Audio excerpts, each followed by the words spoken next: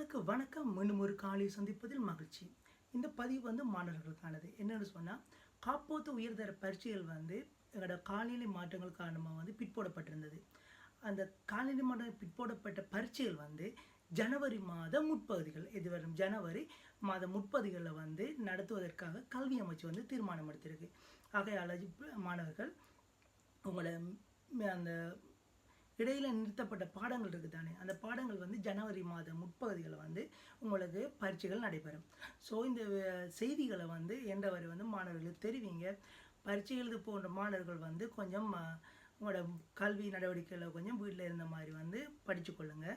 அது மட்டுமின்றி எங்களோட அரசு நிறுவனங்கள் மற்றும் கல்வியல் கல்லூரிகள் இந்த அனர்த்தம் காரணமாக செயற்பாடுகள் செயற்படாமல் இருந்தது, பாடங்கள் நடைபெறாமல் இருந்தது.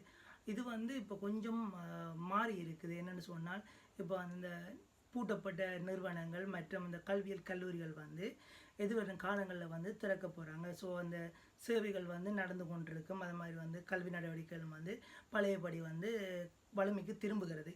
இருந்த போதிலும் சில பகுதிகளில் இங்கே வெள்ளத்தின் தாக்கம் இன்னும் இருந்த மாதிரி தான் இருக்குது.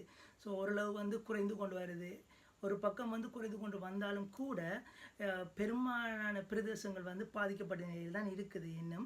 ஸோ இன்று வரை மனிதர்கள் உறவுகளுக்கு உதவிகள் செய்ய, அது மட்டுமின்றி பாதிக்கப்பட்ட உறவுகள் என்றவரை சுகாதாரத்தை பேணுங்க.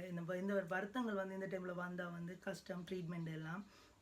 ஆகையால் சுகாதார முறைப்படி தண்ணிகளை கொதிச்சான தண்ணிகளை குடிங்க. அந்த இப்போ எல்லா தண்ணியும் கலந்து கொண்டு தான் வரும். ஸோ வெளியில் திரியிறத குறைங்க, அந்த இன்ஃபெக்ஷன்கள் வரும். ஆகையால் பொருத்தமான இடங்களில் பாதுகாப்பாக இருங்கன்றதை நான் மீண்டும் உங்களுக்கு அறியத்தாரன். அது மட்டுமின்றி பாடசாலைகளும் இனி வளமை போல் நடைபெறும். ஸோ இதுவரும் காலங்கள் இலங்கையில் ஒரு மாற்றம் ஒன்று நடக்கும். இருந்தாலும் இலங்கைக்கு இது ஒரு பெரிய ஒரு அழிவு தான் இல்லையா? என்று வரை கவனமாக இருங்க. அது மட்டுமின்றி உங்களோட சுற்றி இருக்கிற சமூகத்தையும் மற்றும் உங்களோட உறவுகளையும் கவனமாக பார்த்து கொள்ளுங்கள்.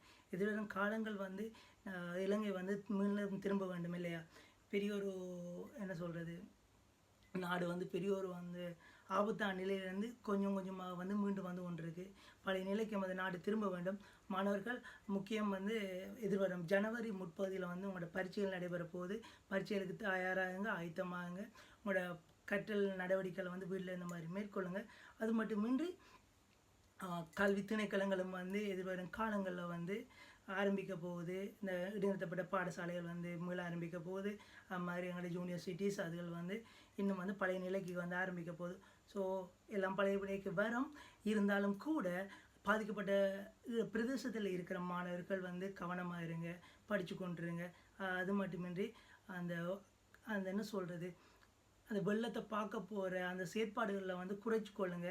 உங்களோட உயிருக்கும் உடைமைகளும் நீங்கள் பாதுகாப்பு வழங்கி கொண்டே இருங்க. என்றவரை பிற மனிதர்களுக்கு உதவி செய்யுங்க. இந்த காலங்களில் தான் நீங்கள் உதவி செய்யணும். இல்லாதவங்களுக்கு இருக்கிறவங்க கொடுத்து உதவி செய்யுங்க. மீண்டும் ஒரு நல்ல காணொளியில் சந்திப்போம். நன்றி, வணக்கம்.